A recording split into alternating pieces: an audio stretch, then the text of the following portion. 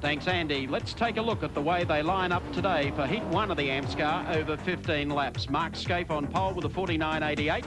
Starting alongside will be Neil Crompton in the GIO Commodore VP, and out of 3, Jimmy Richards, the second of the Winfield Commodores. From 4.25, Tony Longhurst, the Benson and Hedges BMW. Then it's Terry Finnegan in the Foodtown Commodore, 27 out of 5. From position 6, it's 23, Paul Morris, the Diet Coke BMW. From position 7, 12, Bob Jones, the Ampol Max 3 Commodore. Bruce Stewart is next in the Pro Duck Commodore out of position 8. Neil Shembry in the Commodore VL starts out at 9. And Frank Binding in the little Corolla starts out of position 10. 10 seconds away now from the start of Heat 1 of the AMSCAR Series. 15 laps, 3 races today, a 15, a 10, and a 5-lap blitzer as a final. Neil Crompton in the GIO Commodore and Mark Scape share the front row. Off the starting line, Crompton has won it and takes off away smartly. Balled actually was Scape in the number 1 car, taking race cam as Neil Crompton heads them to the top of the hill. And they drop down into Dunlop Loop, and I think that was a little of a surprise, Alan Moffat. That was the best start Neil Crompton's ever had in his life. Just a slight creep. He thought better of it. And off he slingshot. I don't know what happened to Mark Scape, but he definitely stole the line. Bob Jones goes flying off into the back. You can see the bent bodywork on the front of the car.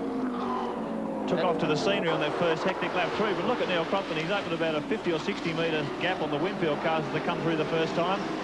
Crompton was up here watching the starter in one of the preliminary races to make sure he got the jump on the rest of the field, and it certainly worked for him as we go inside with Dunlop race cam out of the back of Crompton's GIO Commodore. Gets the power down, swings onto the main straight.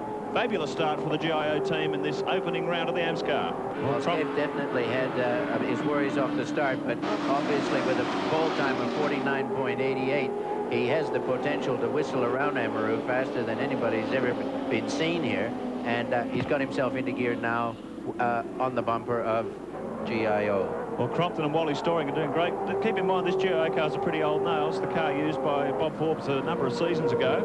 Still about 60 or 70 kilos overweight, and they still are using the Holden V8, so it'll be down on power quite substantially to the Winfield cars.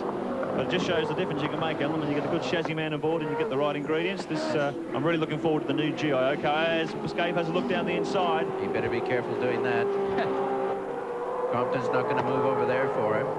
And he's harassing him, there's no doubt about that, but Neil's driving well and holding his line, and he's entitled to do that. Sharp left-hander, wants to be careful here. Scape will have ideas about nailing him under brakes, but not close enough to do that this lap. Well, we may not have the Falcons here at this meeting, but just to give you an idea how quick the Commodores are going in this 5 months of development throughout the year. Crompton's 2 seconds faster than he was here at the opening round, and Crompton peels off into the pits. Yes, I tell you what, I think it's a stop-and-go penalty for an infringement at the start. Well, I'll tell you what, we have got the world's... Let's go down to Andy. Yes, you're exactly right, Mike. Neil Crompton's been deemed to crept on the start. As you just saw, he was not too happy about the stop-go penalties back out on the track. Well, we were talking about Neil Crompton. Did he crib the start? Well, have a look at this on the replay just prior to the start. Judge for yourself. The front bumper bar wasn't even over the line. I'm sorry, excuse me. I get choked up with these sort of decisions. That's really harsh. And we're not saying that because Neil's a member of our 7 Sport team, but he's done it pretty tough there. And I tell you what, I've seen worse at touring car rounds this year, and almost 4 times worse than that, and a lot of other support races on the program. However, I'm not the steward, nor is Alan. We'll let them make it. I think it's been a pretty rough call. The start finishing straight at Amaroo Park. Neil Crompton coming back through the field after a stop-and-go penalty. Neil, I would think, and all of us agree, that was a pretty harsh decision. That was absolutely disgraceful, Mike. I don't know what I'm even doing out here. We should just pack the whole show up and go home. Well, I don't blame you, Neil. I think it was a savage attack, and unfortunately, as you know, you can't appeal it. The judge of fact on the start line, he can do what he wants, and if we don't smarten this standard up pretty soon, there's going to be a lot of people revolting.